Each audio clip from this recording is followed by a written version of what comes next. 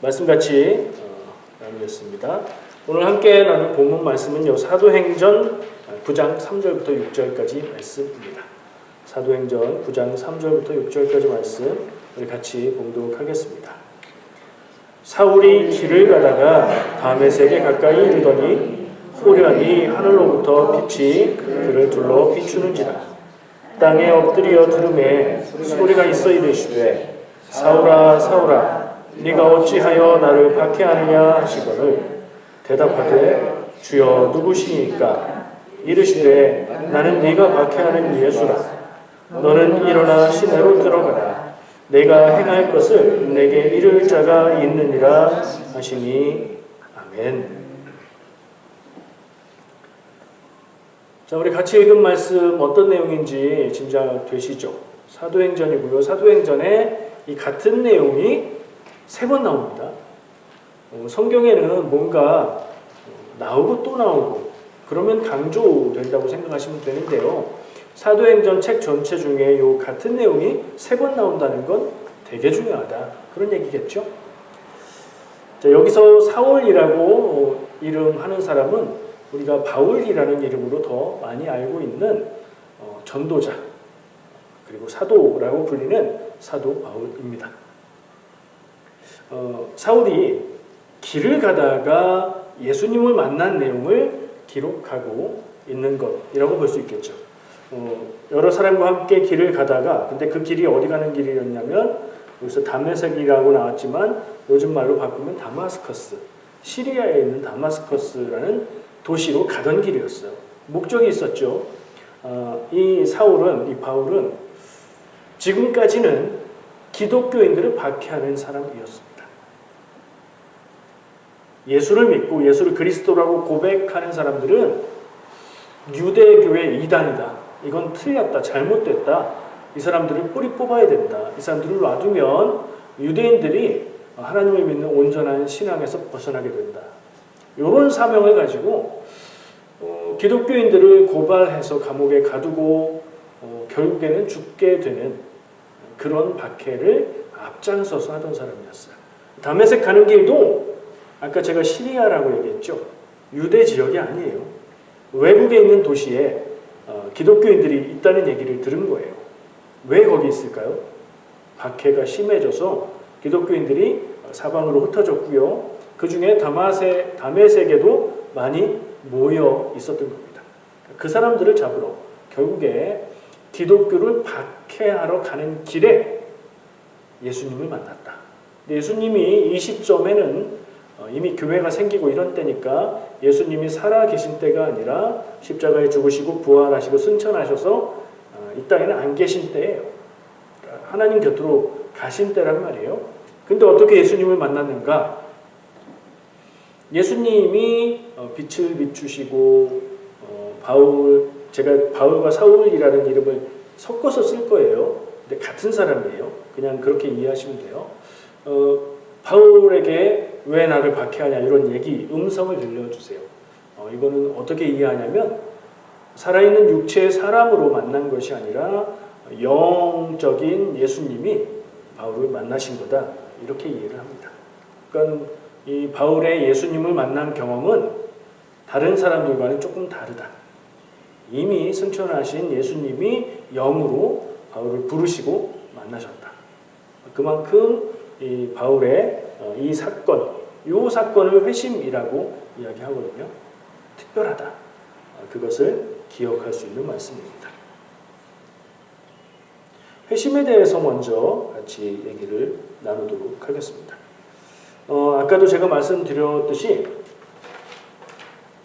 오늘은 존 웨슬리 회심을 기억하는 주일이라서 본론으로 얘기할 것은 존 웨슬리의 회심에 대해서 얘기할 건데 그냥 무턱대고 그 얘기를 할 수 없어서 성경에서 회심한 것으로 이야기하자면 가장 유명한 사람의 회심 사건을 본 겁니다.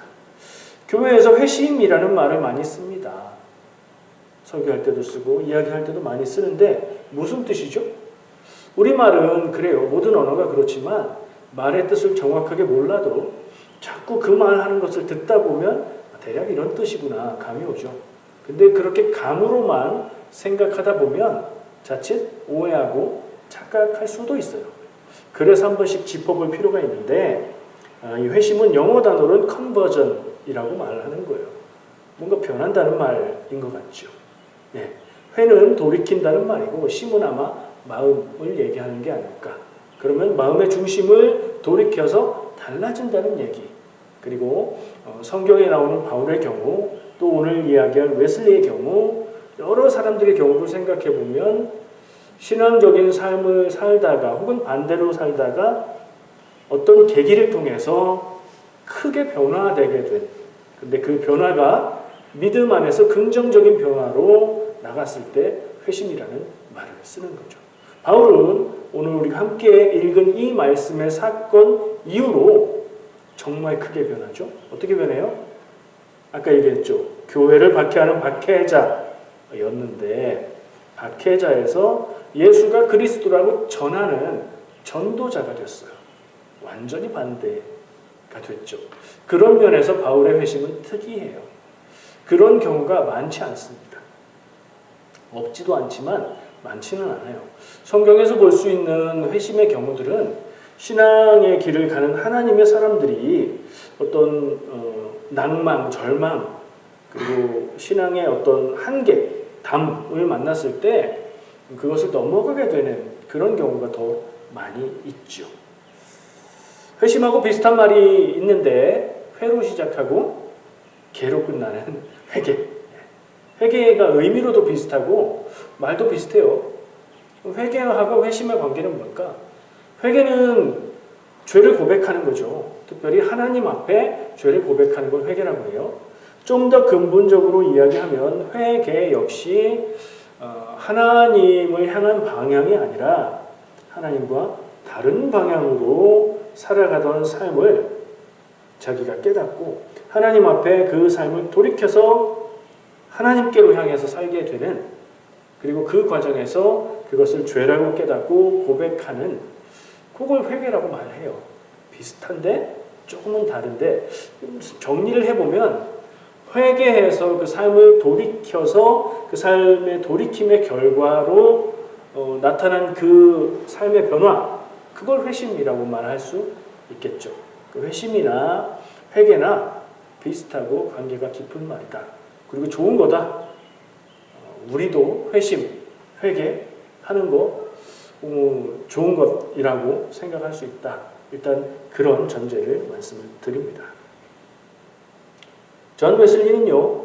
감리교회를 시작한 영국 성공회의 사제였어요.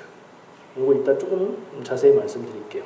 오늘은 그분이 회심한 날을 기념하는 주일이에요. 감리교회에서만 하겠죠. 다른 교단에서 감리교단의 창시자의 회심 기념일을 지킬 이유는 없겠죠. 감리교회라서 특별하게 웨슬리 회심 기념 주일 예배를 합니다. 그분이 회심한 날이 날짜로 5월 24일이에요. 연도로는 1738년. 1738년이니까 18세기 영국에서 살았던 성공의 사제로 회심하고 감리교 운동을 하셨던 분이다. 그 18세기 영국 사회는 어떤 사회였을까요? 우리가 많이 듣고 알고 있는 산업혁명이 한창일 때였고요. 그래서 시골에서 농사를 짓던 사람들이 도시 노동자로 도시에 가서 노동에 많이 투입되었던 그런 시대였습니다. 그 시기에 비슷하게 프랑스에서는 프랑스 대혁명이라고 일컫는 왕정을 무너뜨리고 공화정을 세우는 그런 혁명이 일어났죠. 역사가들이 말하기로는 영국에는 존 웨슬리의 신앙운동이 영향을 크게 미쳐서 왕이 남아있을 수 있었다. 그런 유혈 혁명을 피하고 웨슬리의 감리교 운동의 영향으로 영국은 부드럽게 그렇게 사회 변화를 일으켰다. 다 동의하지는 않을 겁니다. 그러나 그렇게 말하는 분들도 있습니다. 그렇게 영국 사회에도 큰 영향을 미친 감리교 운동을 시작한 분에 대해서 이야기를 나누겠습니다. 바울의 회심을 한 번 더 짚고 넘어갈게요. 바울의 회심이 특이한 것은 반대, 이쪽으로 가다가 완전히 이쪽으로 갔다, 그 점이라고 얘기했었죠. 왜 그러냐면 저는 바울의 그 회심 전에 기독교를 박해한 모습이, 물론 교회가 박해당하고 그에게 순교당했던 사람들을 생각하면 안타까운 일이지만, 그 바울 나름대로는, 사울 나름대로는 정당성이 있는 행위였다고 생각을 해요. 왜냐하면 그 사람은 유대인이었고요. 자기 뿌리가 유대인이었어요. 유대인의 전통 안에서는 기독교, 예수님을 믿는 사람들은 조금 이단적으로 꺼려지는 사람들인 게 사실은 그 입장에서는 맞았습니다. 더군다나 이 사도 바울은 바리새인이라고 불리는 분파에 속해 있었어요. 이 바리새인은 다른 게 아니고 유대교의 분파들, 유대교회, 나는 바리새인이다 그러면 나는 유대교인으로서 율법을 지키고 성경 말씀을 지키는 걸 제일 중요하게 여긴다, 그런 사람이라는 뜻이죠. 이 바리새인들은 성경에 나올 때 뭐 했죠? 자꾸 예수님한테 덤볐던 사람들이에요. 예수님한테 질문하고 예수님한테 시비 걸고 왜 율법에 틀리게 행동하느냐고 말했던 사람들이에요. 그런 뿌리를 갖고 있었기 때문에 자기의 신앙의 기준에서 기독교는 안 되는 거였죠. 그러니까 그런 열정이 굉장히 강했던 사람이었던 거예요. 모든 유대인들이 그러지 않았거든요. 그리고 그런 사람들 중에서도 제일 앞장서서 열심히 하는 사람이었어요. 근데 그런 면이 상상을 한번 해보시면, 이렇게 아이들이 가지고 노는 장난감 자동차 있죠? 뒤로 당겼다가 놓으면 쭉 가는, 그거를 이렇게 당겼다가 놔서 쭉 가는 걸 딱 잡아서 거꾸로 돌려놓으면 어떻게 돼요? 후진하지 않죠. 다시 이쪽으로 오죠.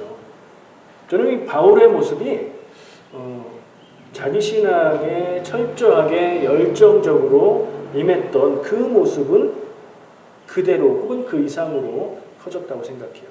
근데 방향만 바뀐 거예요. 예수님을 만남으로써.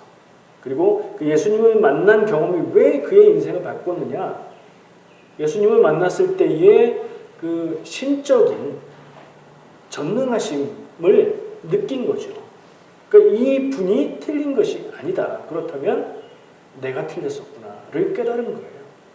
그랬기 때문에 방향을 바꿔서 계속해서 열정적으로 복음을 전하는 사람으로 살 수 있게 됐던 거죠.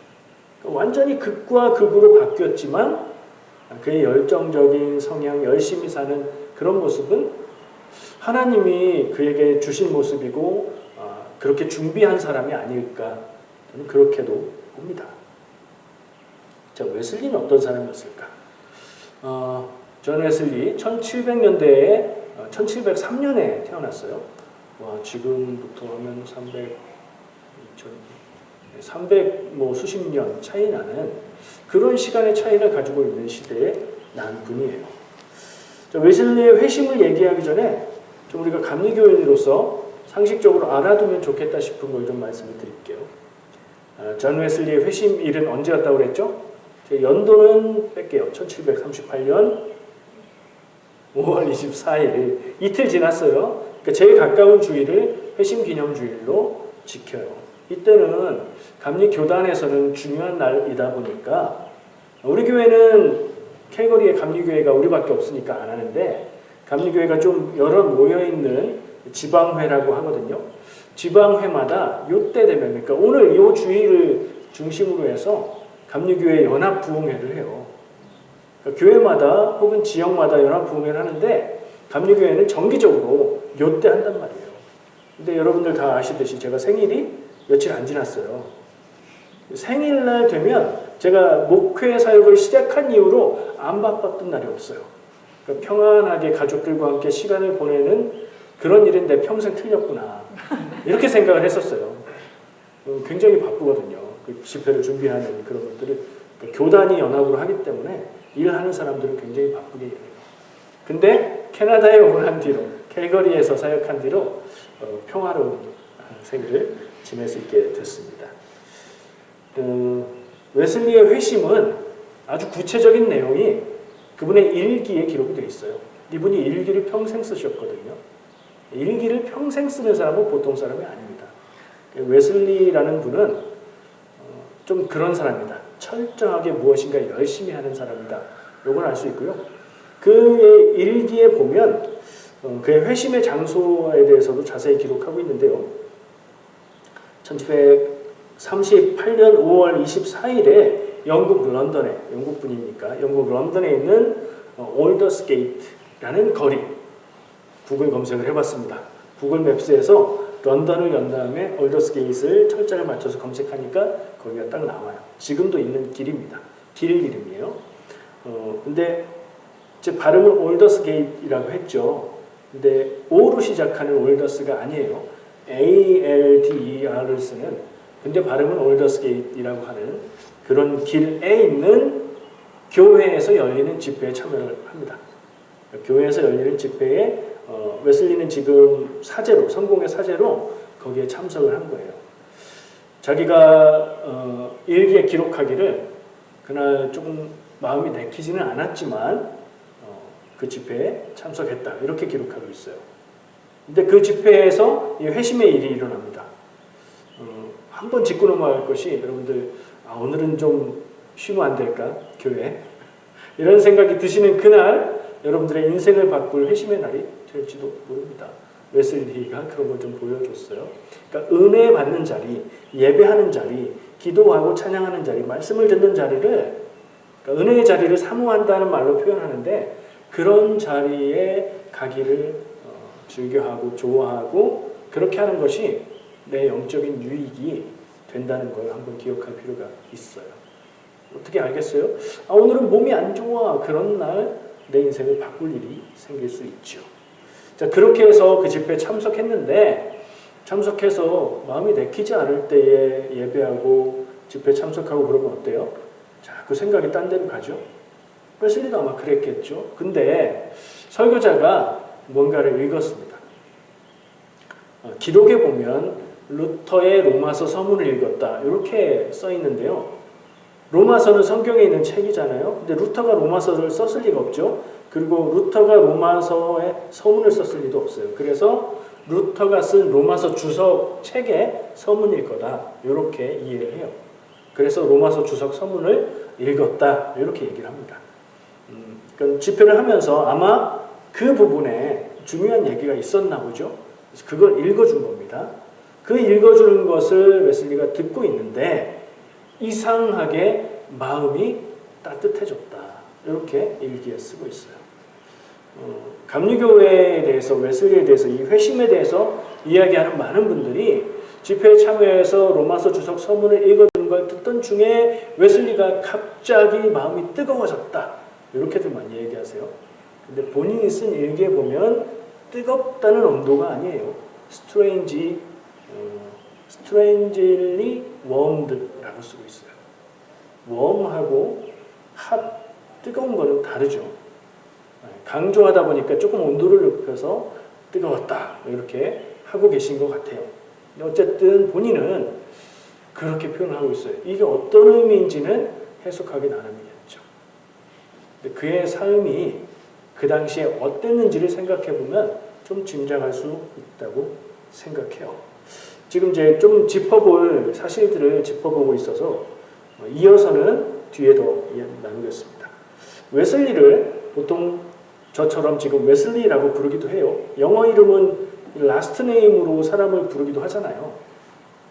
근데 퍼스트 네임을 붙여서 부를 때 두 종류가 있어요. 저는 뭐라고 했죠? 이 분의 이름을 존이라고 했어요. 존 아니고 존 웨슬리, JOHN이니까 우리가 아는 영어 이름이에요. 존 웨슬리예요. 근데 요한 웨슬리라고 하는 분들이 많아요. 검색해봐도 요한 웨슬리라고 하는 글이 더 많습니다. 근데 존을 요한이라고 읽는 나라가 있죠. 독일 계통에서 그렇게 읽어요. 아마 한국에 전해질 때에 그쪽에서 영향을 많이 받은 사람들이 전해서 그렇지 않을까 하는 생각을 하는데, 지금은 그 영향을 굳이 따를 필요는 없잖아요. 그리고 영국 사람이잖아요. 영국 사람한테 요한이라고 하는 건 조금 안 맞는 것 같아서 존이다, 존 웨슬리다, 그거 한번 강조합니다. 웨슬리를 이야기할 때 그 뒤에 호칭을 붙이잖아요. 목사님이라고 부르는 경우가 많습니다. 틀린 건 아니에요. 근데 그것도 한번 짚어봐야 돼요. 존 웨슬리는 감리교회 목사였을까요? 아니요. 감리교회 목사님이 아니었어요. 감리교회 창시자지만 감리교회 목사님이 아니었어요. 왜냐하면 감리교라는 교단은 이 존 웨슬리가 죽은 후에 시간 차를 두고 교단으로 성립이 됐기 때문에 그렇습니다. 존 웨슬리가 살아서 감리교 운동을 할 때는 성공회 안에 있는 감리교 운동으로 이루어졌었어요. 그리고 그분의 자격은 성공회의 사제였습니다. 성공회는 우리도 볼 수 있어요. 여기 캐나다에도 앵글리칸 처치라고 하는 교회가 성공회예요. 그게 영국의 국교죠. 왜 그랬죠? 그 영국 왕의 결혼 문제를 유럽의 교황이 안 돼, 잘못됐어 이렇게 얘기하니까 영국 왕이 뭐야? 그리고 우린 독립. 그래서 영국에 있는 교회는 영국 국왕을 수장으로 하는 교회로 독립한 것이 영국의 성공입니다. 그러니까 뭐하고 더 비슷하겠어요? 개신교하고 비슷할까요? 카톨릭하고 비슷할까요? 원래는 카톨릭하고 더 비슷합니다. 그러니까 분리만 됐을 뿐이지 그 전통은 그대로 가지고 있기 때문에. 근데 신화적으로는 또 개신교에 가까워요. 그래서 이 앵글리칸 처치를 개신교로 분류를 합니다. 근데 보면 앵글리칸 처치 중에서도 카톨릭 성당하고 비슷한 교회도 있고요. 개신교, 교회랑 더 비슷한 교회도 있고 이게 섞여 있어요. 그래서 이 용어가 좀 왔다 갔다 해요. 근데 보통은 성공회는 사제라고 부릅니다. 사제는 신부님들을 부르는 용어이기도 하잖아요. 자, 웨슬리는 감리교 목사였던 적이 없고, 왜냐하면 감리교 목사로 안수를 주기 시작한 것은 그분이 돌아가신 이후의 얘기니까요. 그것도 한번 짚어볼 필요가 있고요. 웨슬리가 한 말 중에 제일 유명하게 남아있는 말이 있는데요. The world is my parish 라는 말을 했고요. 그 말을 세계는 나의 교구다 이렇게 번역을 합니다. 교구가 뭔지 아시죠? 사제가 담당하는 지역을 말하는 거예요. 근데 이 존 웨슬리는 온 세상이 나의 교구다. 나는 어느 곳에서도 말씀을 전하고 사람들을 돌보고 하겠다 하는 얘기를 했는데요. 그게 역사가 있어요. 왜 그랬냐? 존 웨슬리가 새로운 어떤 신앙운동을 하다 보니까 이게 성공회 안에서는 좀 다른 걸 자꾸 한단 말이에요. 그래서 성공회 안에서 이분에게 강단 설교권을 박탈했습니다. 그러니까 성공회 사제이긴 한데 교회에서 교구를 맡아서 강단에서 설교를 못해. 이렇게 자격의 제한을 둔 거예요. 그래서 오늘 아까 주보의 순서 옆에 있는 야외 설교를 하는 모습이 그 뒤로 그분이 말씀이 필요하고 복음이 필요한 곳에 다니면서 야외에서 설교하는 성공의 사제들은 하지 않았던 그런 일을 하게 된 거예요. 그러다 보니까 The world is my parish. 제가 세계는 나의 교구다라고 많이 표현하지만 그 말의 의미를 좀 더 살리면 온 세상이 나의 교구다. 이렇게 번역을 해봤어요. 그런 말이 유명하게 된 것이 오히려 교단에서 설교권을 박탈당했기 때문이었다. 그런 것도 얘기를 합니다. 자, 아까 이어서 그분의 삶에 대해서 좀 더 나누겠습니다. 존 웨슬리는 PK였어요. PK는 뭐죠? Pastor's Kids. 그러니까 목회자 아들이었단 얘기예요. 형제가 15명이었고요. 그 중에 13째였어요. 어렸을 때 6살 때 사제관 그 집에 그 아버지 사무엘 웨슬리인데 아버지에게 불만을 품은 교인 성도가 불을 질러버립니다. 그래서 가족들이 다 이렇게 대피를 했는데 엄마가 이렇게 세봤지 않겠어요? 15이 있어야 되니까 세봤는데 하나가 비어요. 그게 누구예요? 그게 존 웨슬리였어요. 보니까 2층에서 이렇게 있는 거예요. 그래서 마을 사람들이 존 웨슬리를 딱 구출을 하고 나니까 집이 무너져 내렸다고 해요. 돌아가실 뻔했던 거죠. 그런 어린 시절을 보냈고요. 공부를 잘했던 것 같아요. 영국에서 옥스퍼드를 나왔는데 옥스퍼드라고 하면은 지금도 좋은 학교잖아요. 유명한 학교였을 텐데 거기에서 공부를 했고요. 1725년에 성공의 사제 서품을 받았어요. 그때 이제 사제가 된 거죠. 그리고 1729년에는 그 학교로 돌아가서 옥스퍼드에 있는 링컨 칼리지. 옥스퍼드 안에는 여러 학교들이 있는데 그 중에 링컨 칼리지에 가서 그리스어와 히브리어를 가르쳤다고 합니다. 그리스어와 히브리어 하니까 떠오르는 게 있죠. 뭘 주로 공부한 분일 것 같아요, 이분이? 성경을 연구한 분인 것 같아요. 왜냐하면 성경의 구약은 히브리어로 써졌고 신약은 그리스어로 써졌잖아요. 그걸 교수로 가르칠 정도였으니까 성경에 뛰어난 그런 분이었다는 짐작을 하게 됩니다. 그러다가 1735년도에 지금 꽤 시간이 지났죠. 미국에 선교사로 갑니다. 지금 영국에 있었잖아요. 그리고 그 당시에는 미국은 독립된 미국이 아니었고 영국의 식민지였습니다. 영국의 식민지였던 미국에 있는 조지아 지역에 선교사로 갔어요. 제가 원주민 선교 사역을 하다가 요 사실을 발견하고 깜짝 놀랐는데요. 원주민 선교를 하러 그 지역에 간 거예요. 근데 결과가 어땠느냐? 신통치 않았습니다. 원주민들과 소통이 안 됐고요. 원주민의 언어를 배우지 않았기 때문에. 그리고 원주민들의 문화를 이해를 잘 못했습니다. 영국에서 살았던 사람이니까 그런 차이들이 있어서 이분이 원주민들을 선교하는 그 사역에 있어서는 별다른 결실을 맺지 못했어요. 그리고 존 웨슬리의 흑역사라고 불리는 게 있는데 원주민 선교 사역을 하지만 그 식민지에 살고 있는 영국 사람들, 백인들도 교회가 필요했을 거고 그런 교회에서 이제 사제로 목회를 했어요. 근데 좋아하는 사람이 생겼어요. 그 중에. 마음에 있는 사람이 생긴 거예요. 그래서 구애를 합니다. 근데 그분이 이 존 웨슬리의 구애를 거절해요. 그랬다가 그분에게 성만찬 나눠주는 것을 안 해버립니다. 와. 그래서 그게 문제가 됐고요. 그런 일들을 쭉 겪으면서 그 선교 사역도 잘 되지 않고 목회에 있어서도 문제가 생기고 그래서 다시 영국으로 돌아갑니다. 그리고 어땠겠어요? 조금 헤매는 시간이 있습니다. 목회 사역과 자기가 생각하는 것들과 자기 자신에 대한 생각과 여러 가지 복합적인 마음이 그때 돌아간 때와 회심하게 된 1738년을 보니까 한 1년 넘게 2년 가까이 정도의 시간이 있어요. 그 사이에 이분의 마음은 어땠을까 하는 생각을 해봅니다. 목회자로서 저도 경험을 가지고 있고 사역이 생각하는 대로 되지 않고 원하는 대로 열심히 해도 되지 않을 때 또 결혼하지 않은 사람으로서 그 마음의 애정의 문제가 얽혀서 목회와 사역과 이런 것들이 복잡하게 될 때 어떤 마음입니까? 이 존 웨슬리는 아까 얘기한 단서들을 보면 공부를 잘했다고 했죠. 그리고 교수를 할 정도로 뛰어난 학식이 있는 사람이었고요. 그리고 매일 일기를 평생 쓸 정도로 굉장히 열심히 성실히 무엇이든지 그렇게 하는 사람이었어요. 그런 사람이 자신감을 가지고 사역에 임했다가 그게 잘 되지 않고 좀 낙심하고 실망에 빠지지 않았을까 생각합니다.